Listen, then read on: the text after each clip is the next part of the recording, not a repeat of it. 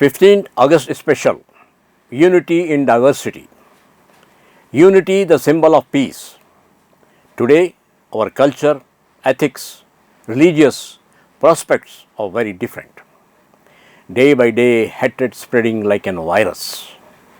The policy of East India Company, divide and rule, is fully activated and supported by our so-called Indian politicians. Unity is essential in every aspect of life, which makes more immune to foreign attacks. Religion is a personal matter which connects the nature, universe, or God. The Creator is protecting us in all respects.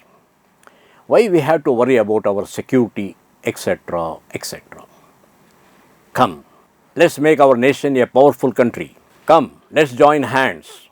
This 15th of August, let's take an oath. Let's make India stronger. Let's make our nation a powerful country.